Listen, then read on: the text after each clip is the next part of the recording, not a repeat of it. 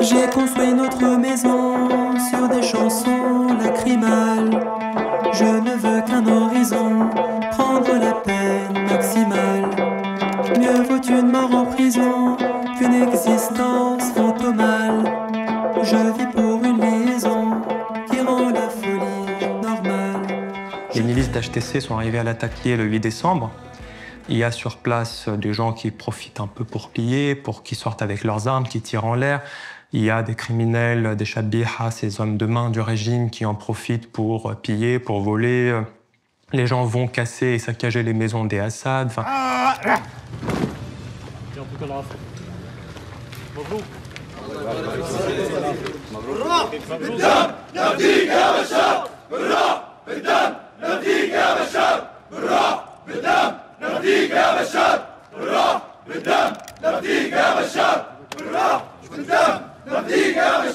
Les gens qui arrivent au pouvoir à ce moment-là, HTC, à l'origine, c'est le Front Nusra. Et pour moi, le Front Nusra, et pour les gens de ma famille et les Alaouites, c'est ce groupe qui a appelé au massacre des Alaouites en pleine guerre civile à partir de 2012-2013. Donc c'est vraiment, à ce stade, pour les Alaouites, la pire chose qui pouvait se passer. C'est que le 9 décembre, donc on perd notre maison et on se sent hyper vulnérable parce que le régime est tombé. C'était un régime qu'on détestait, mais qu'on savait naviguer. Donc, dans une situation comme ça, on savait exactement qui on pouvait appeler, qui allait pouvoir nous aider. Là, on est juste, mais alors, on ne sait pas qui c'est. Il y a des gens dans notre maison, on ne sait pas à qui s'en référer. C'était carrément un émir d'HTC qui avait été nouvellement nommé chef d'état-major de la marine. Et qui était là avec sa famille et ses hommes. Comme un animal, je t'aime. Comme un animal, je t'aime. Comme un animal, je t'aime. Comme un animal. Mes parents se rencontrent à l'Attaquier, grandissent à l'Attaquier, viennent dans les années 80 ici à Paris. Et moi, je suis né dans le 13e arrondissement. À Paris, arrondissement dans lequel j'ai grandi et je réside toujours. Et effectivement, la côte syrienne, c'est un lieu important dans ma trajectoire, dans ma socialisation, dans ma mémoire. C'est un lieu déjà où j'ai passé beaucoup de temps, toutes les vacances d'été, parfois même de Noël. L'été, c'était pas juste aller voir nos proches de Syrie, c'était les retrouvailles de tout ce monde-là, un peu diasporique. Et c'était des moments que je chérissais vraiment, c'est-à-dire que je pense que j'avais jamais ressenti autant d'apaisement, de sécurité, au sens intime, au sens d'être entouré, au sens d'être toujours entouré de monde, des gens de sa famille, la chaleur, l'humidité de ce lieu. Moi, j'ai mis du temps à comprendre ce que c'est que l'autoritarisme. En Syrie, je me souviens par exemple d'un jour, je devais avoir 7 ou 8 ans. On était à la plage, je crois, et puis je sais plus pourquoi, je posais une question à mes parents un peu fort, et du coup j'ai prononcé le nom de Bachar al-Assad, un peu fort sur la plage. Et là, mes parents et tous mes cousins m'ont regardé, il faut pas... Et vraiment, ça m'était jamais venu à l'idée qu'on n'avait pas le droit, ne serait-ce que de prononcer un nom un peu fort. Et c'est petit à petit, j'ai intégré toutes ces façons de se censurer soi-même. Un peu plus tard, au moment où mon oncle entre en politique, quand j'ai une 12aine d'années, quand je vois la réaction de mon père qui est catastrophée, et qui ne supporte pas que son frère collabore avec ce régime-là. Là, je comprends que, d'accord, nous, on n'est pas du tout comme eux, ou on n'est pas du tout de leur côté. Un peu plus tard, quand je suis ado et que je commence à me rendre compte que, par exemple, j'ai déjà des amis qui ont 15 ans, 16 ans, 17 ans, qui ont déjà eu des interrogatoires parce que, je sais pas, moi, ils fumaient des joints ou parce que ils écoutaient de la musique métal et que du coup on pensait que c'était des satanistes. Ou... Là que je commence à comprendre, d'accord, donc les renseignements, c'est un vrai truc. Je t'aime.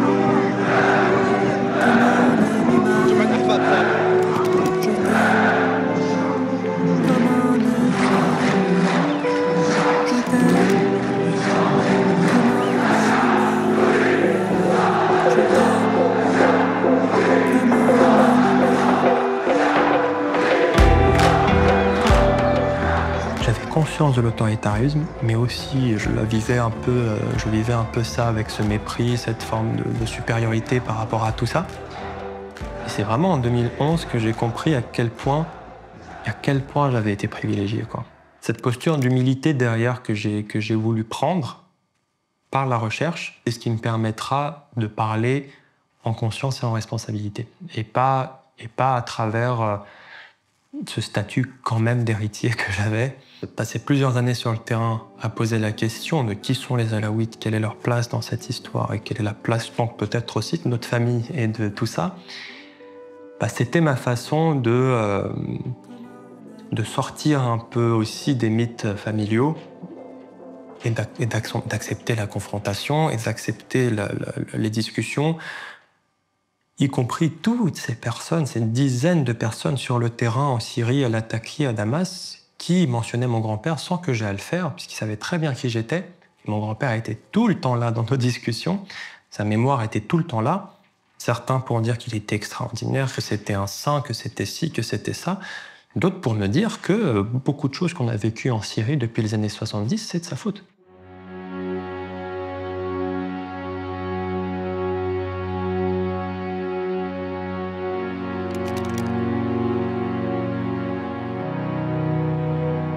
Wahib El-Ghanem est né entre 1919 et 1921, c'est pas très clair, à Antakya, donc dans la région de Hatay, actuellement en Turquie. Et puis finalement, mon grand-père va se retrouver en 1942 à Latakia.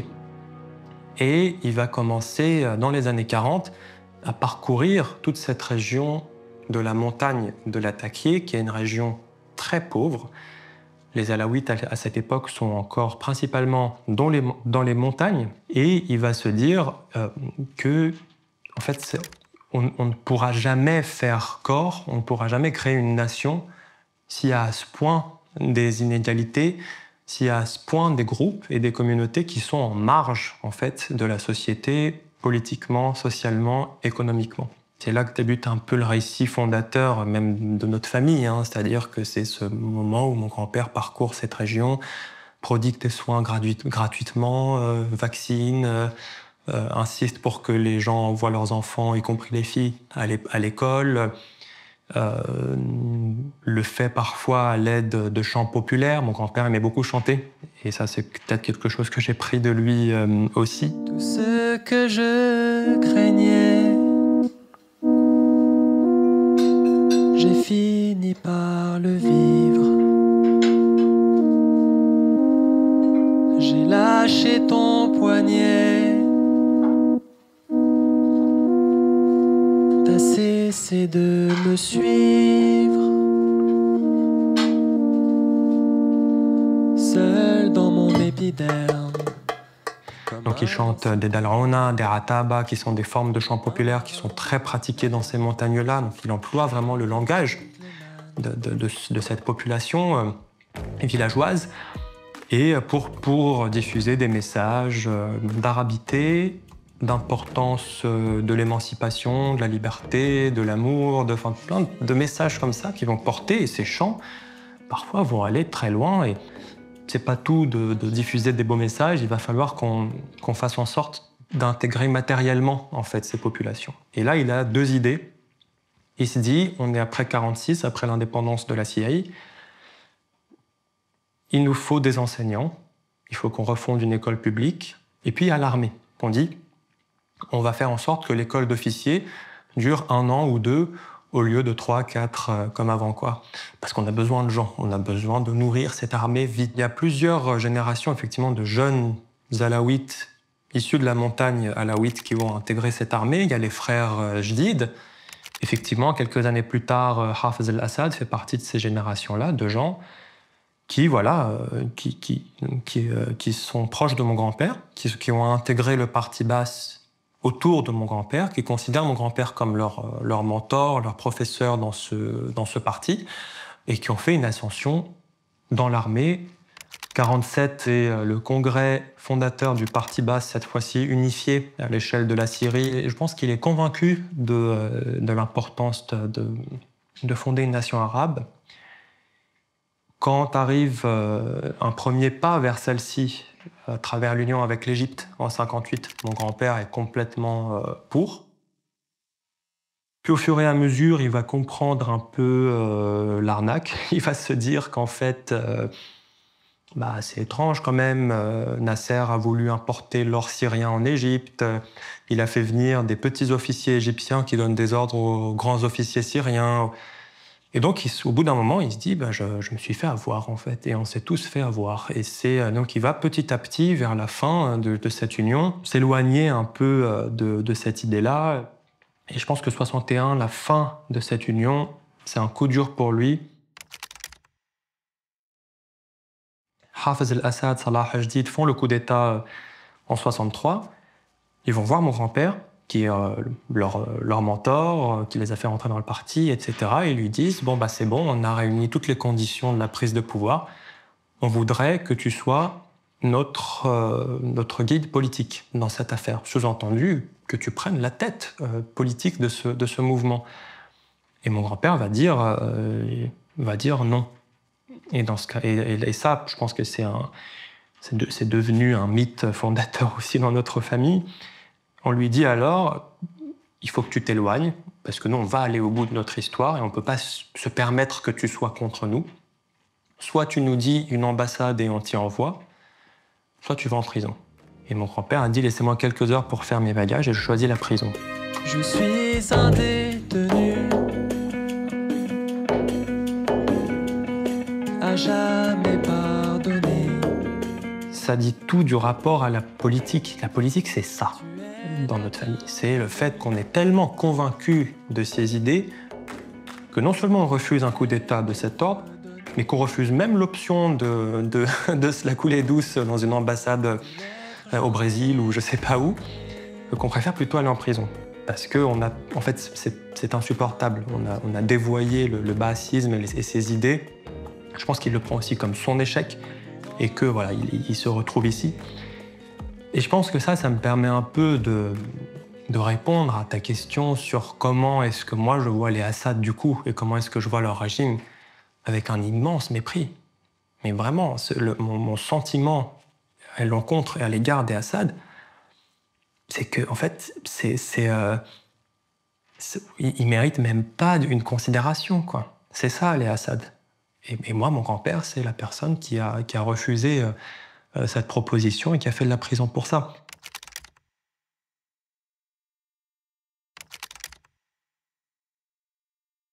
Et à partir de là, il y a ce deal qui est presque explicite entre Hafez el-Assad et mon grand-père au moment où Hafez el-Assad prend le pouvoir en 70, donc quelques années plus tard. Il y a cette idée entre lui et mon grand-père de dire mon grand-père, qui est toujours une figure, notamment sur la côte, se retire. Il n'intervient pas dans la politique syrienne et en échange, le régime lui garantit une forme de sérénité, de sécurité, l'idée que personne ne les touchera.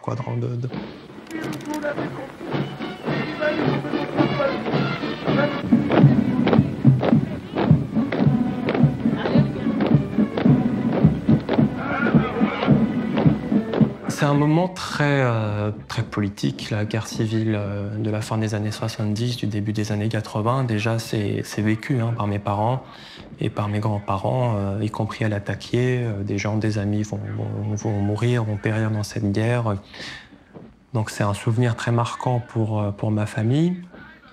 C'est le moment, le début des années 80, où mon père est étudiant en médecine à l'université de Lataquié. Et il va apprendre ce qui s'est passé effectivement en 82, lorsque pour asséner un dernier coup à cette révolte, le régime va pilonner la ville de Hama et faire, on dit, entre 20 000 et 40 000 morts dans ce massacre dans lequel principalement des civils vont mourir. Et ça, pour mon père, c'est insupportable. Mon père va se manifester un peu contre ça à la fac de médecine, avec ses amis, de façon assez publique. Et ça va être rapporté à mon grand-père. Mon grand-père a une discussion avec mon père. et lui a dit je comprends ce que tu ressens, je comprends ton indignation, mais si tu veux rester dans ce pays, il faut que tu apprennes malheureusement à garder ces choses pour toi. Ou alors, si tu penses que c'est insupportable et que tu ne peux pas garder ça pour toi, il faut que tu partes.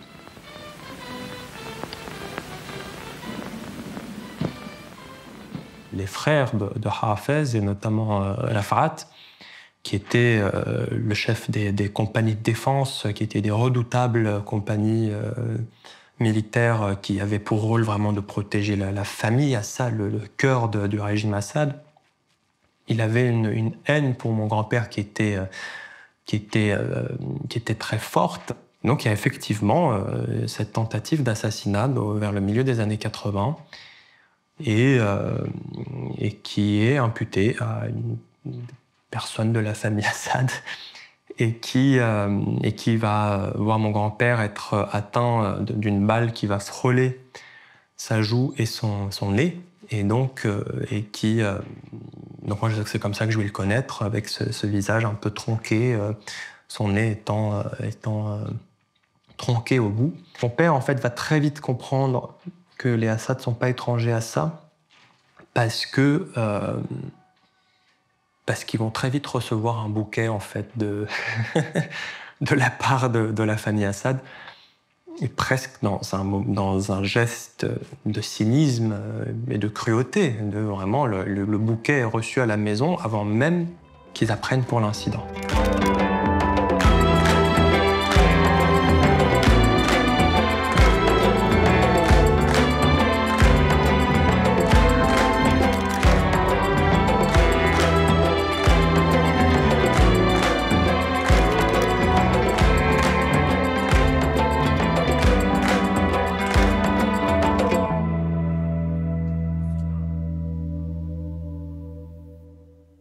Les conclusions de ma thèse, il y avait l'idée que les Alaouites étaient en train de se détacher du régime parce que, d'une part, ils avaient compris à quel point le régime les avait utilisés et avait tout le temps utilisé les mêmes ressorts de peur, de panique au moment où il avait besoin d'eux pour les envoyer mourir à la guerre.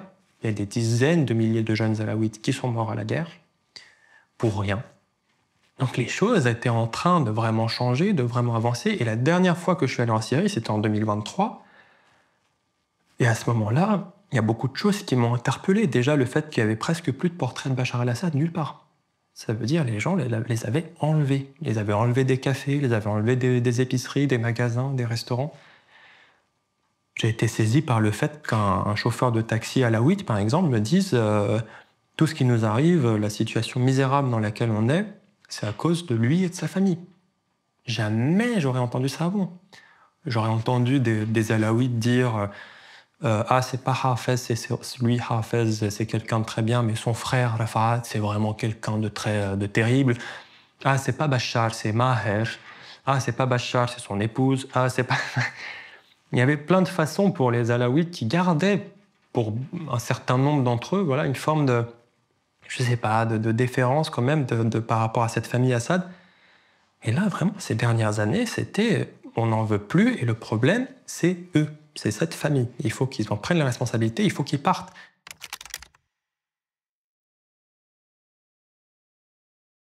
Donc qu'est-ce qu'on fait ?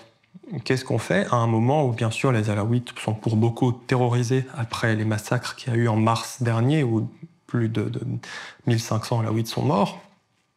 Qu'est-ce qu'on fait ? Je me pose la question de l'engagement et je me pose la question de la responsabilité de notre famille du coup. Moi, je n'étais jamais défini comme alaouite dans ma jeunesse, dans le début de ma carrière. J'étais franco-syrien, un certain attachement à mon identité arabe aussi, mais jamais alaouite. Mais là, en fait, que je le veuille ou non, je dois répondre, parce qu'on me demande.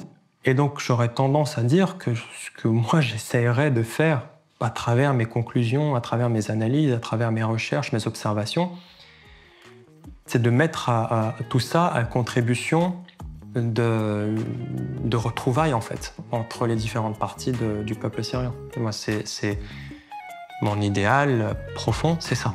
C'est qu'on se retrouve.